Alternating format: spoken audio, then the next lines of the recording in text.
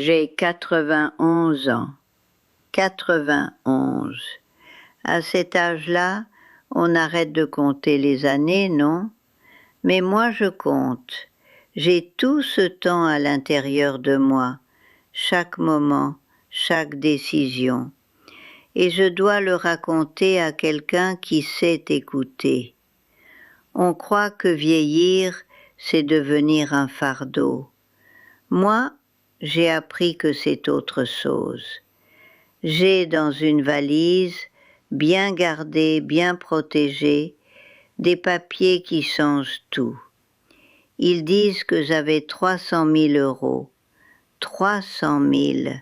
Tout économisé, tout calculé, tout pour lui. Mais il ne savait pas. Et quand il a découvert, c'était trop tard. Reste avec moi, un petit peu seulement. Abonne-toi à la chaîne pour qu'on se revoie.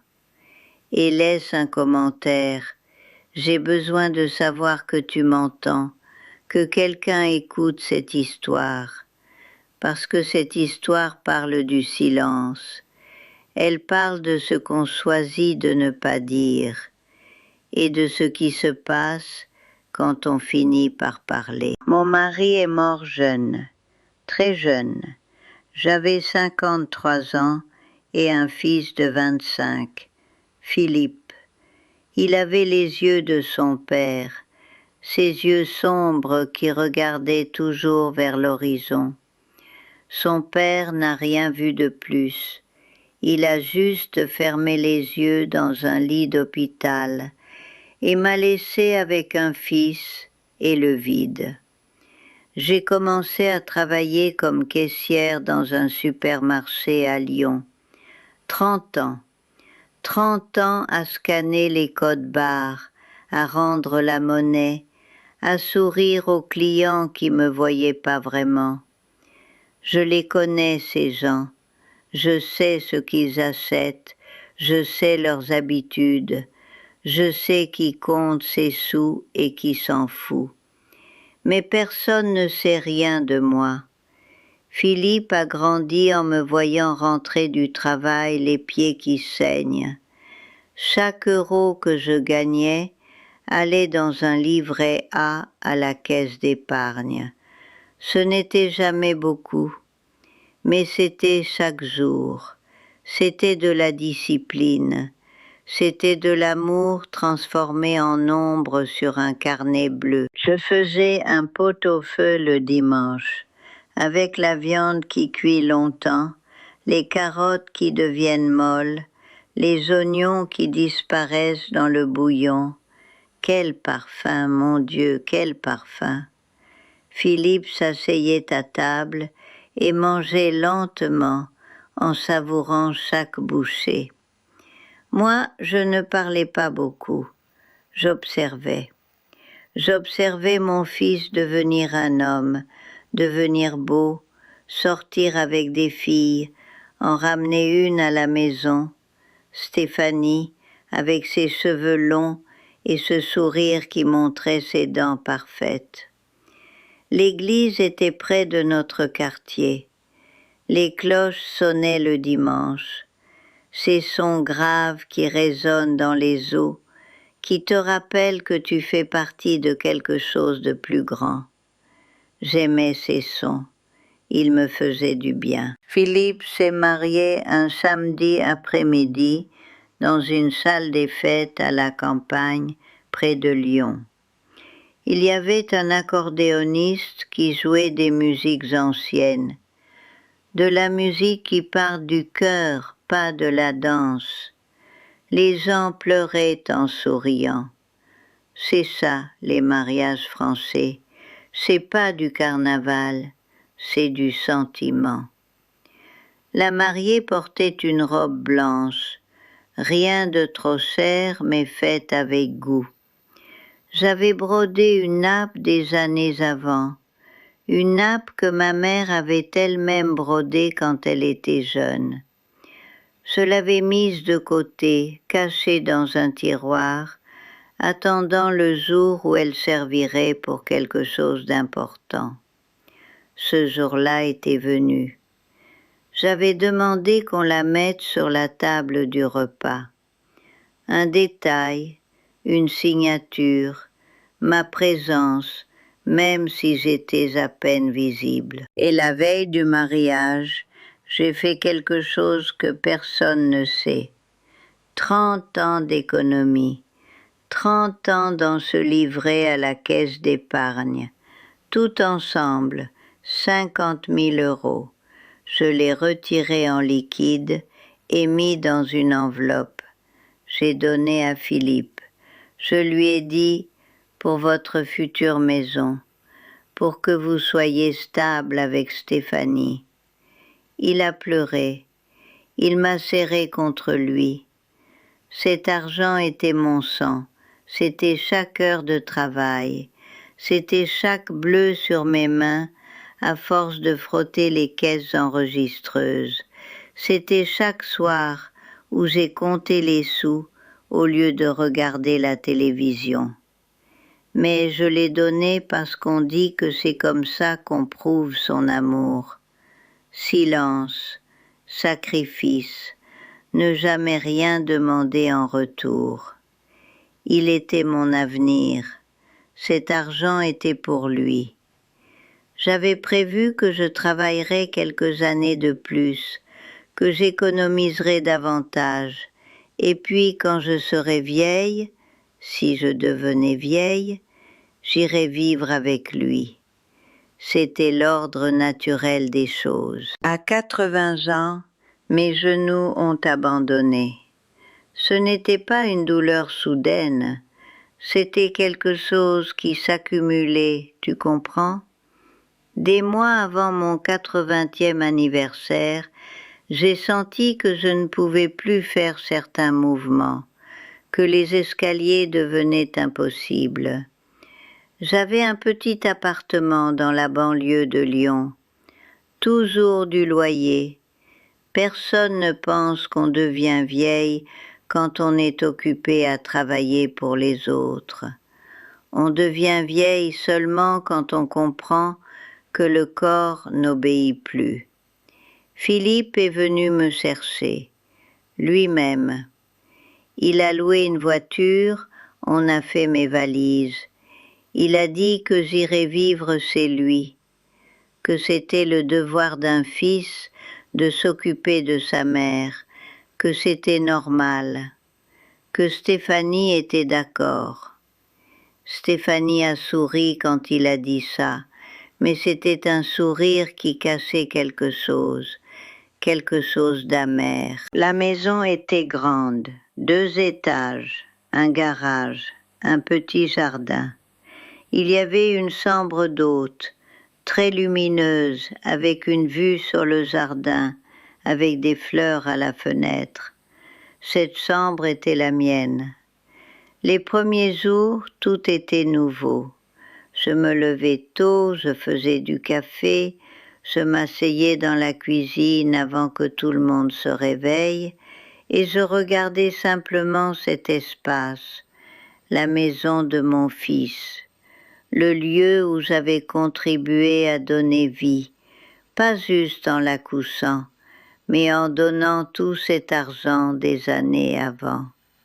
Je regardais et je pensais, j'ai réussi. J'ai réussi à arriver là. J'ai réussi à ce que mon fils ait une maison. J'ai réussi à ce que sa vie soit mieux que la mienne. Mais les maisons, quand on entre vraiment dedans, elles ont plus de couches. Elles ont du bruit sous le bruit. Elles ont du silence sous le silence. Au début, il y avait des déjeuners du dimanche. Oui, il y en avait. Philippe, Stéphanie, leurs 2 enfants, Alexis et Emma. Petits encore, mais déjà avec ce style de vie parisienne, tu sais, ce manière d'être. J'aidais à la cuisine. Je savais comment faire les choses. Une salade bien vinaigrée, un rôti tendre, une sauce qui était parfaite. Mais personne ne me demandait comment je faisais, Personne ne venait parler avec moi pendant que je cuisinais. Ils mangeaient en silence, chacun à sa place. Philippe regardait la télé, le football, toujours le football. Stéphanie sur son téléphone, qui était une chose nouvelle à l'époque, mais qui dominait déjà tout. Les enfants sans parler beaucoup. Et moi à la tête de la table, presque invisible, comme un fantôme assis sur une chaise. La nuit, le garage sentait l'essence, le béton humide, l'air qui ne circulait pas. Et c'était ça qui m'entourait. Ce n'était plus l'odeur du pot-au-feu, ni l'odeur de l'herbe, ni l'odeur de la vie. C'était l'odeur de l'oubli. Philippe laissait faire. Il ne prenait pas ma défense. Il était juste là, présent, mais loin, comme ces ombres qu'on voit dans les vieux films, là, mais pas là, vivant, mais pas vivant pour moi. Mais il ne voyait pas, et moi, je devenais invisible.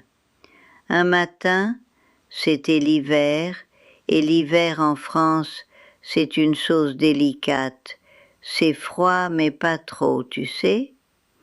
Philippe m'a demandé de m'asseoir à la table de la cuisine. Il était seul, avec sa tasse de café au lait. « Maman, il faut qu'on parle. » Ces mots-là, ces maudits mots-là. Quand on entend « il faut qu'on parle », on sait déjà que ça va être mauvais après.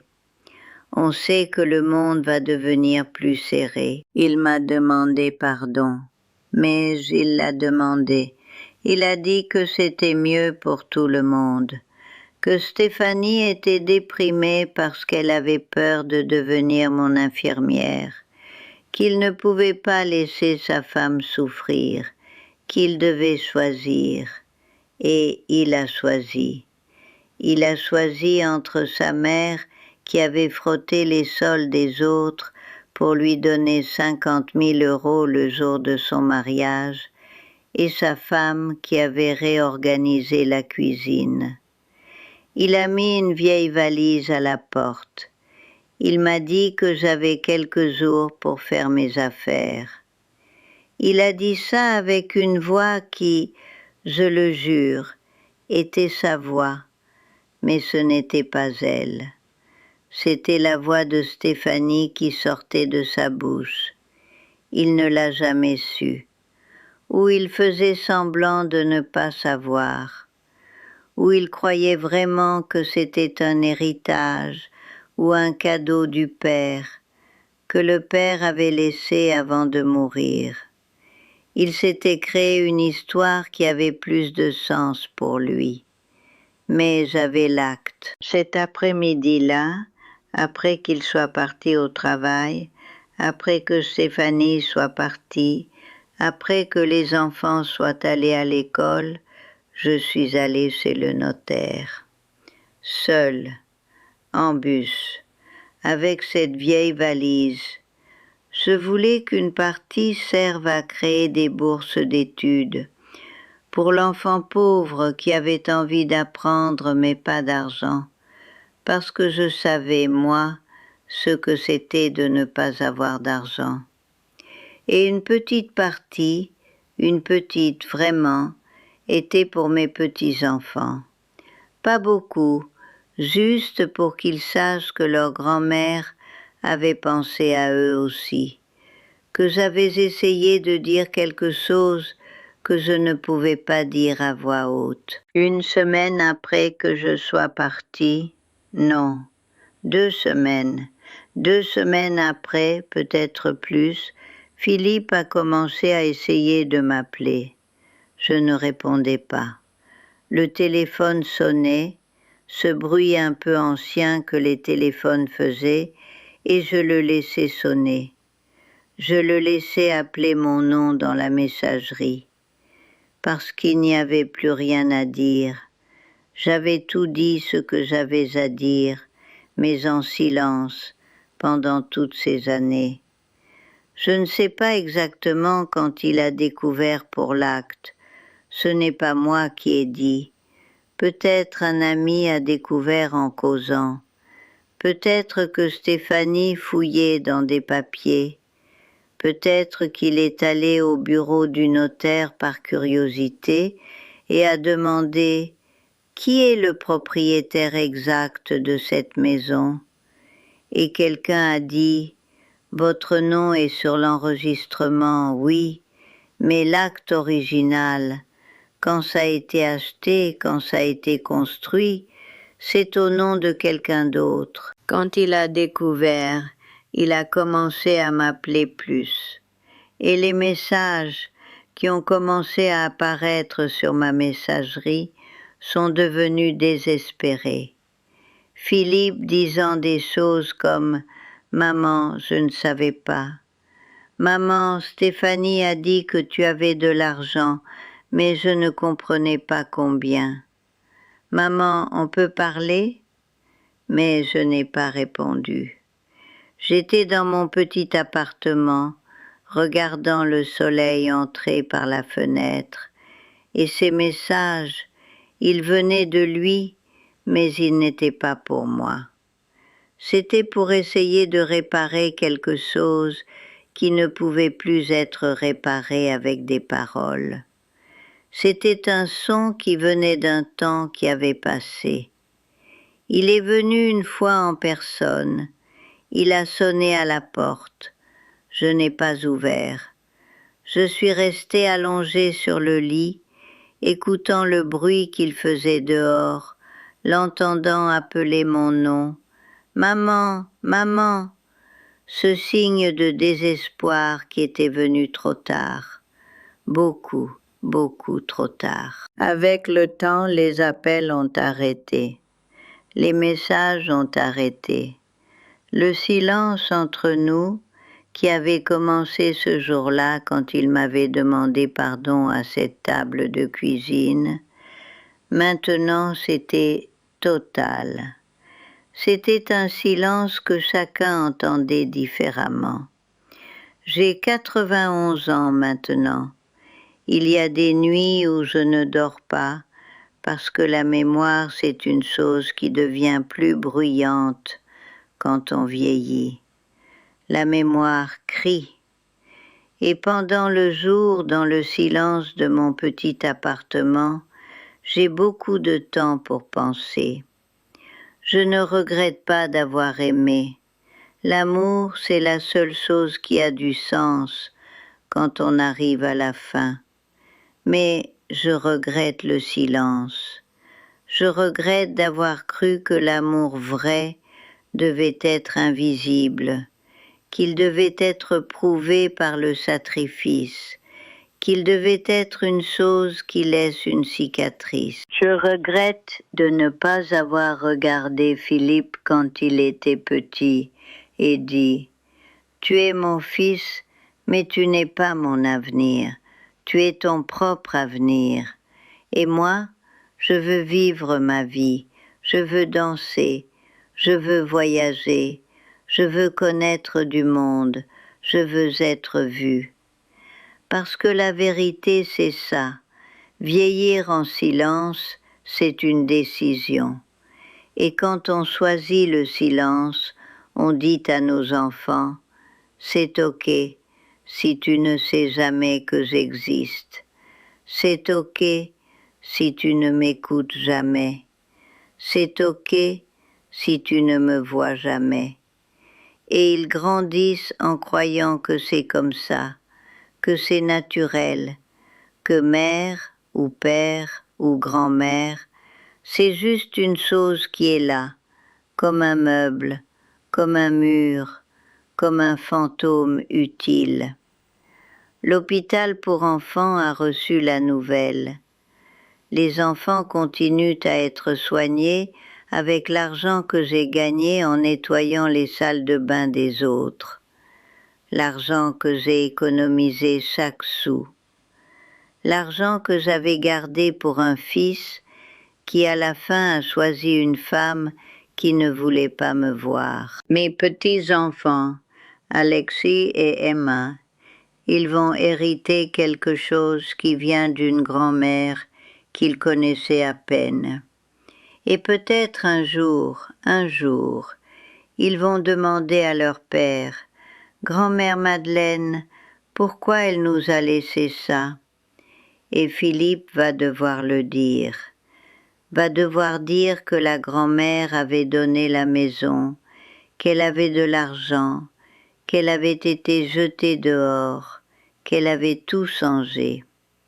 Et peut-être à ce moment-là, et seulement à ce moment-là, il va me voir, va m'écouter, va comprendre que cette femme invisible qui était à la tête de la table, qui était dans la petite chambre près du garage, qui écoutait la série à travers le mur, elle était une personne, qu'elle avait un nom, qu'elle avait une histoire, qu'elle voulait exister. Mais je ne serai plus là pour recevoir sa compréhension. Et c'est ok, parce que sa compréhension, je n'en ai plus besoin. J'ai déjà compris ce que j'avais besoin de comprendre. J'ai découvert que la paix est plus importante que d'être vue par les gens qu'on aime. J'ai 91 ans. Je dors bien la nuit maintenant. Je me réveille le matin et je prends mon café au lait dans ma propre tasse. Le soleil entre par la fenêtre de mon appartement, qui est mien, qui est petit, qui est silencieux de la manière que je choisir, pas de la manière qu'on choisit pour moi. Je laisse un message ici pour ceux qui écoutent cette histoire. Aimez votre fils, aimez votre père, aimez votre mère, mais aimez de telle sorte qu'ils sachent que vous existez aussi. Aimez de manière que vous êtes vu, que vous êtes entendu, que vous êtes une personne entière, pas juste une ombre qui s'occupe des autres. Parce qu'à la fin, quand tout s'écroule, quand la maison se ruine, quand le silence devient si grand que tu entends ton propre cœur, la seule chose qui reste, c'est ça, toi, juste toi. Et le choix que tu as fait de devenir invisible ou d'être vu. Reste avec moi, abonne-toi à la chaîne, laisse un commentaire, j'ai besoin de savoir que tu es là, que tu m'as entendu, que cette histoire qui est sortie de ma poitrine pour tes oreilles, que ça a eu de l'importance.